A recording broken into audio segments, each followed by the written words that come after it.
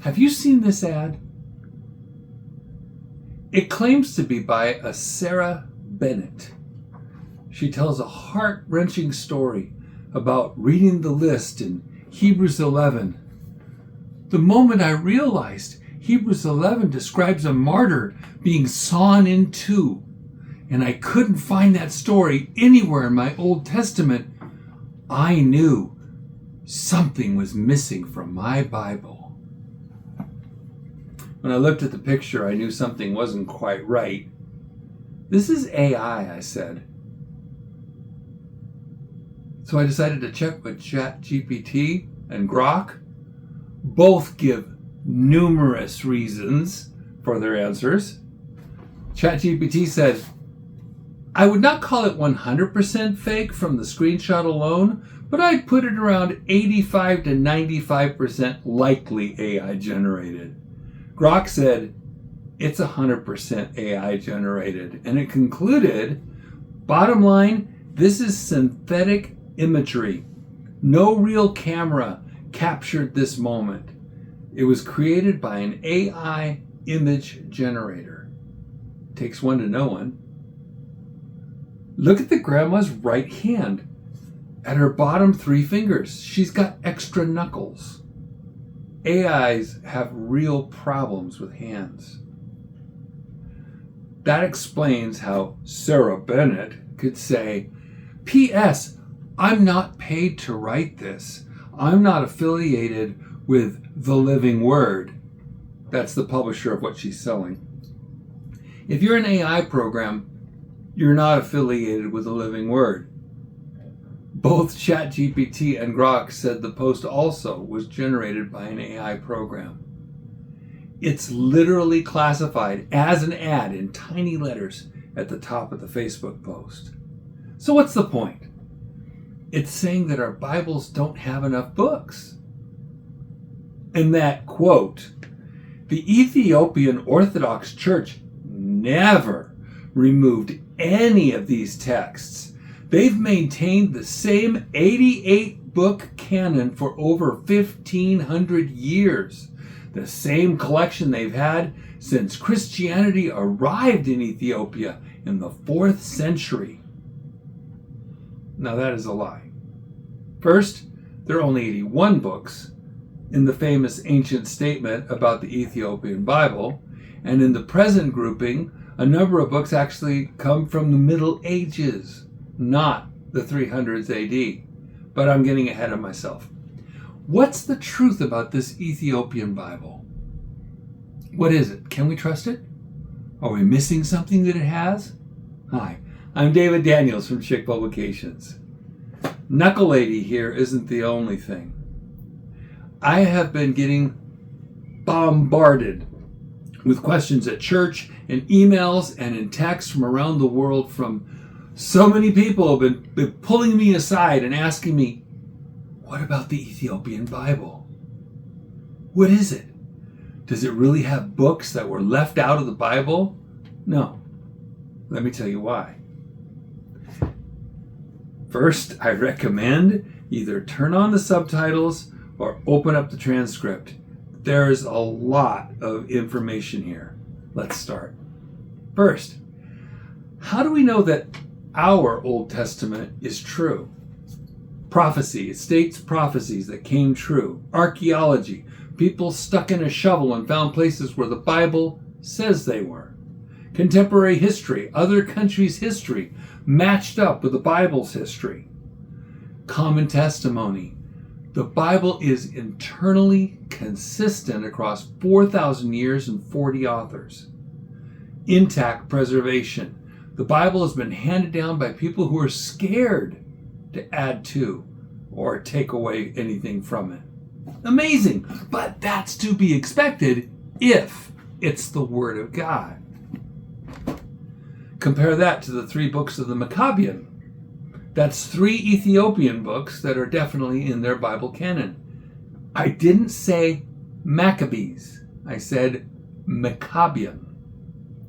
First Maccabees is somewhat accurate. It's like a CNN broadcast. Second Maccabees has a lot of problems. Here's just one of those problems. Antiochus IV Epiphanes is said to die 3 different ways in 3 different places. First Maccabees 6:1-16, Antiochus fails to capture Elam in Persia, goes back to Babylon in sorrow, hears about Jewish victories, is greatly grieved, and dies. Second Maccabees 1:13-17, you can look it up yourself. Antiochus and his army go to the goddess Nenea's temple, are stoned from a trapdoor in the ceiling, cut in pieces, and their heads tossed to people outside. In 2 Maccabees 9:1-29 is the third one. Antiochus fails to conquer Persepolis and its temples. Here's the Jews' victory at Jerusalem, vows to kill them, then is struck with pain in his bowels, falls off his speeding chariot, is swarmed with worms, his flesh rots off, stinks. He tells God he'll free the Jews and decides to become a Jew, writes an apology to the Jews, thinks he'll get better, doesn't, and dies in the mountains. 3 totally different ways Antiochus Epiphanes dies in different places at different times. The King James translators refused to put the apocryphal books in with the Bible books, like the Catholics did, for this reason among many. But what about the 3 Ethiopian books of Maccabean? There is not a single historical part to them. It's like someone read 1st and 2nd Maccabees, dropped their copy in the river, and then out of desperation made up a story using some Maccabees-sounding names and ideas. The first guy you meet in 1st Maccabean, King Tirutsidon, is just the city names of Tyre and Sidon, Cyrus and Sidon. 2 separate cities' names stuck together. Then the characters have Maccabean-sounding names, but they don't match a bit of Hasmonean or Seleucid history. 2nd and 3rd Maccabean are less claiming to be historical and more moral or doctrinal. And this is 3 books everyone agrees are part of the Ethiopian Bible books. There never was a King Tirutsidon, and yet that's in their Bible. What does that tell you? If this unbiblical mishmash of pseudo-history is in there, what else is in there? If it's already untrustworthy, and that's a standard book of the Ethiopian Orthodox religion, then there's 1st Enoch. That's a book that's been assembled over centuries. More and more parts were added. First, remember that Enoch was taken by God to heaven about 3111 BC. The flood was in 2458 BC, 653 years after God took Enoch. So if Enoch had any writings that survived, they survived on the ark. So if they were on the ark and Noah preserved them and God wanted us to have them, why didn't God tell Noah to put them in the Bible? Either there are no books of Enoch that Noah passed down, or at the very least, God didn't want those and other writings in his Bible. The oldest actual copies of 1st Enoch are from the Dead Sea, Qumran Cave number 4. They're written on parchment and thought to have been copied about 200 to 150 BC. They're in Aramaic or Syrian script. Guess what? 44 chapters are completely absent from both the Aramaic and the Greek. Sounds like 44 whole chapters were written later than the Aramaic and the Greek. There's no way they could have been written by Enoch. That's why it's called pseudepigrapha, false writing. Adding up Qumran Cave 4 pieces, the Greek manuscripts, and even other quotations, there are whole sections of Ethiopian Enoch that have absolutely no historically verified history whatsoever. Chapters 33 to 34, where Archangel Uriel shows Enoch the ends of the earth, where heaven rests, and the portals where the stars come out, Is that where flat earth comes from? I mean, what else has zero evidence before Ethiopian Enoch?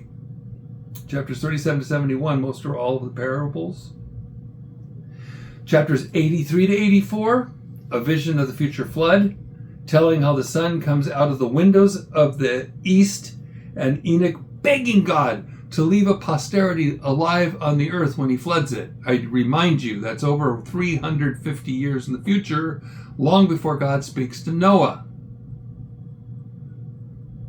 Chapter 90, the end of the animal apocalypse. Animals representing kingdoms and the judgment of angels and the end of the world. That's missing. Chapters 94 to 96, 105 and 108, part of Enoch's concluding epistles. 44 of 108 chapters in the Ethiopian have no evidence of being in Enoch whatsoever.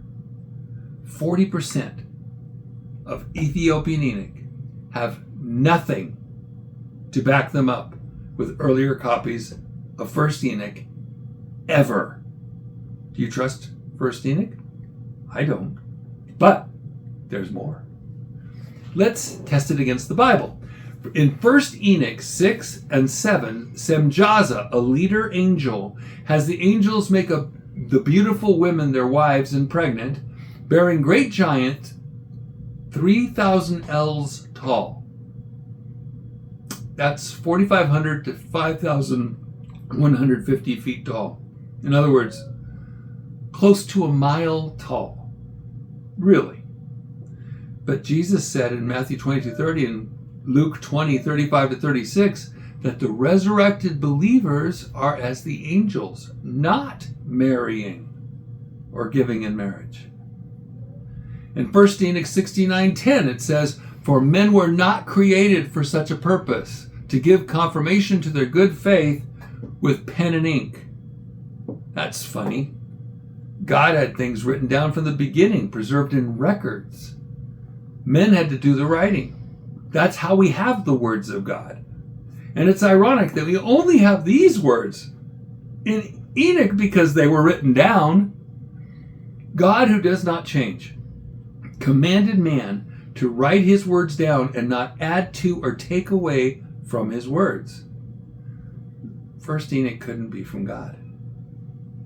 And 1 Enoch 71:14 has a verse so crazy, the main translator, R.H. Charles, changed the words. Who is the Son of Man? Charles wrote, "This is the Son of Man, who is born unto righteousness." That's not what it says. It says, as if to Enoch, "Thou art the Son of Man, who is born unto righteousness." It's so absurd that R.H. Charles refused to translate it correctly. In this copy of Ethiopian Bible books, it's actually 70 verse 17. They changed verses and says, "Thou art the offspring of man, who art born of righteousness."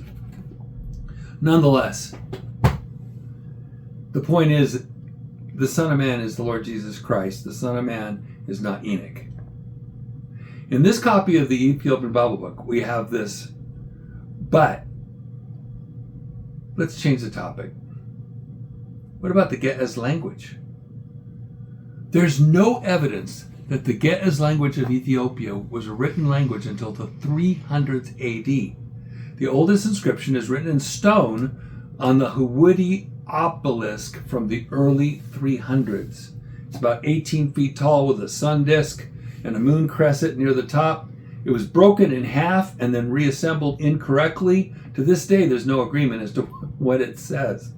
The next oldest is on the Izana stone from between 330 and 356 AD. It's written in 3 languages: early Ge'ez, Sabaean, or Ge'ez in South Arabian style letters, and Koine Greek. It lists King Izana's military exploits at the beginning of the Ethiopian Orthodox Church. It's kind of like the Rosetta Stone for the Ge'ez. Do you see what that means? No document in the Ge'ez language is any older than the 300s AD. That's over 200 years after the last apostle died. And no supposedly Christian document can be older than about 350. The regular Bible books weren't translated till the 400s to 600s AD. So if anyone tells you the Ge'ez documents were from before Christ, no, they're not. And they are not anything close to original texts. They are late translations, centuries after the fact. So whatever some guy carried into there is what they translated. And they didn't do it all at once. Absolutely nothing in the Ge'ez language is before the 300s AD. Some writings are from the Middle Ages. We'll get to that. More than that, the Ge'ez Bible that people are talking about is nowhere near as old as people are claiming.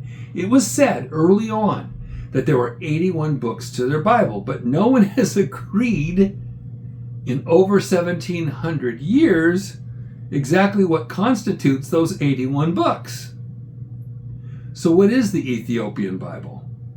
It is said that the Ethiopian Orthodox Tewahedo Canon, the list of Bible books, is traditionally counted as 81 books. It has 46 Old Testament books and 35 New Testament books. But which books are the right 81? As Brooke A. Asale said in his study, which books comprise this list remains obscure. But which books are the right 81? Okay. A list of books is called the canon. There is a question about whether the Ethiopian canon has ever officially been closed or open. You'll understand more when I list off the books and tell you the dates they were written. We know that the Ethiopian Bible includes the 66 books of the real Bible, as well as some Apocrypha of the Catholic Bible, and some added Apocrypha of the Orthodox, the Greek Orthodox Bible. Then it adds more books from the Ethiopian tradition, such as Enoch, Jubilees, Ezra Sutuel, 4th Ezra, 3 books of the Maccabean, and Joseph Ben Gurion. Josephine, it's also called. It claims a broader New Testament, including 8 books on Ethiopian church order. Although many modern sellers advertise complete Ethiopian Bibles in English, A, they're not all scholarly translations, just try to read them out loud, and B, there is no single volume English edition of the entire Ethiopian Orthodox canon that is at all reliable. Some translations seem to be done by someone who didn't even know English. You see, the deeper you check, the more unclear it becomes. The Ethiopian Bible is either 46 Old Testament and 35 New Testament books for 81 books, or 49 Old Testament and 35 New Testament books for 84 books, or 49 Old Testament and 27 New Testament books for 76 books of the canon, and which books are in those lists or not in them is also uncertain. This question wasn't settled by 2016, and still hasn't been settled as far as I can find. It only sounds confusing because it is. And it gets worse. The Ethiopian Church never distinguished between actual scriptures and pseudepigrapha, books written pretending to be by some famous guy, and apocrypha, books that were never scripture and were more folk tales and legends than anything else. Here's my best list of the books that Ethiopian Orthodox Tewahedo add to the Protestant Bible, along with some Catholic and Greek Orthodox apocrypha in their Ethiopian names. But you need to know something. What the Protestants and Baptists call apocrypha, something that should be put away, Catholics call deuterocanonical, meaning a secondary canon. Some of what Catholics call apocryphal, including 1st Enoch and Jubilees, 1st Esdras, 3rd Maccabees, Psalm 151, the Prayer of Manasseh, maybe 4th Maccabees, Greek Orthodox call anagignoskamena, things read, meaning read in church. The Ethiopian Bibles have the 66 books of the Bible that we have. Then there are distinctive books used in the Ethiopian Orthodox Tewahedo tradition, some of which come from the Greek Orthodox, as well as ones more unique to Ethiopia. Added to the Old Testament, these 3 books of the Ethiopian Maccabees, not the same as 1st to 4 Maccabees, as I said, written in the Middle Ages. One Maccabean, about resisting an idolatrous ruler named King Sidon, using similar names to the Maccabees, but telling completely different stories. Then it goes into moral and theological teaching. Book 2 of the Maccabean, about a man, Maccabeus, who fights Israel, then repents and is taught by a prophet named Ray. Then his children are attacked by Sidon. Book 3 of Maccabean teaches about salvation, punishment, faithfulness, temptation, and about the devil who refused to bow to Adam. 4, First Enoch, they don't use Second Enoch, tells about fallen angels, where evil spirits came from, judgment, heavenly secrets, and how God's kingdom will triumph. 5, Jubilees, a retelling of Genesis, organizing time into 49-year periods, each 7 weeks of years. 6, Josephus, or Josephus, the son of Ben-Gurion, or Pseudo-Josephus, tradition, a medieval retelling of Jewish history from the Second Temple in 516 BC until its destruction in 70 AD, but nothing that Josephus actually wrote. 4 books of Synodos, pseudo-apostolic, but mainly written in the 1200s to 1300s AD, supposed to be from the apostles. That's the Sirat Etzion, the Order of Zion, the Tizaz, the commandment, the Abtilis, the ecclesiastical law, and the Gitzu, the ordinances or regulations. 2 books of the covenant, supposedly Christ's instructions to his apostles after his resurrection. There's Book 1 of Dominos, 300s to 400s AD, possibly written in Greek first. Book 2 of Dominos, around 150 to 170 AD, fully extant only in the Ge'ez. Then there's the Ethiopian Clement. That's 1 book, not the Greek Orthodox First and Second Clement. Seems to have been first Arabic from 750 to 760 AD, then translated into Ge'ez. Nothing to do with anything you've ever seen before. Ethiopic Didascalia. Different from better known Didascalia Apostolorum manuscripts. In the 1700s, it was written in Ethiopian, from Arabic of 1295, from Greek of the late 300s, from the Syrian of about 200 to 250 AD. That's a lot of time to change things around, and they did. 11, Missalian Tegsats, reproof. Some connect this to Proverbs 1 to 24 and 25 to 31. 4th Ezra, also called Ezra Sutuel or Ezra Shealtiel. It claims to be written about 100 AD. But again, there were no copies until hundreds of years later. 13, 4th Baruch, also called the Paralipomena of Jeremiah. Say that 3 times real fast. Probably written around 136 AD after the Bar Kokhba revolt. And then 14, the Metzahafetibeb. That's the Book of Wisdom or Wisdom of Solomon. The real Bible was completed with the Apostle John's writings, ending with Revelation about 95 AD. The Ethiopian Ge'ez Tewahedo Bible is all over the place in history. Here's what I could find out about when the books were written. First Enoch is a collection of booklets claiming to be by Enoch. That's a lie. It wasn't written until a couple hundred years before Christ or later. Some fragments were found in Aramaic or Syrian at the Qumran caves by the Dead Sea. Book of Watchers is the first part, 200s to 100s BC. The Dream Vision is seen as the Maccabean period, 167 to 37 BC. The Parables or Similitudes are sometime after that.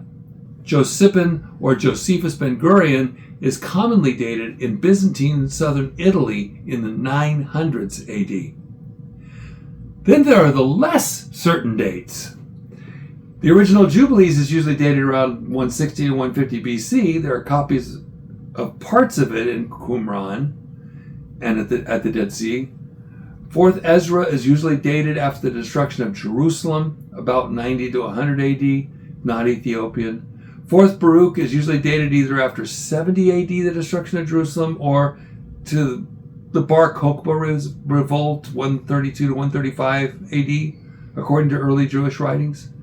1 to 3 Maccabean are usually dated in the Middle Ages.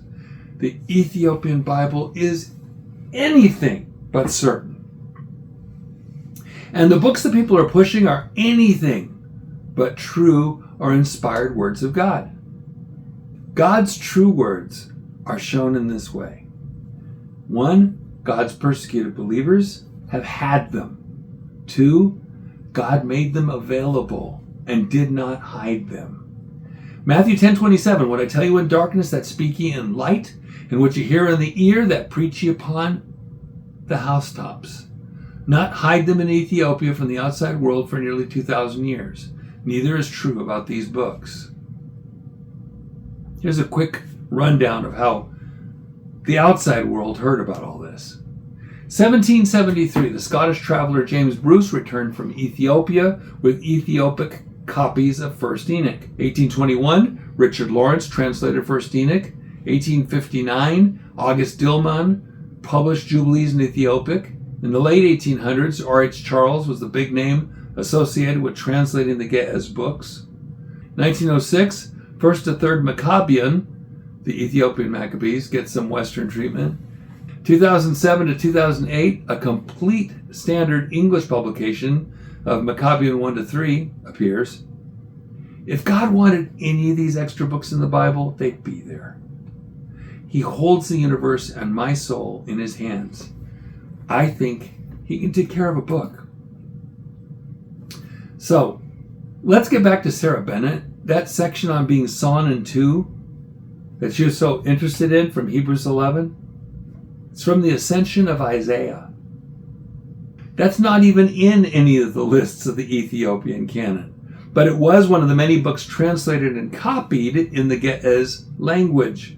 So, probably some American decided to add the Ascension of Isaiah to his list of Bible books, but no Ethiopian ever did.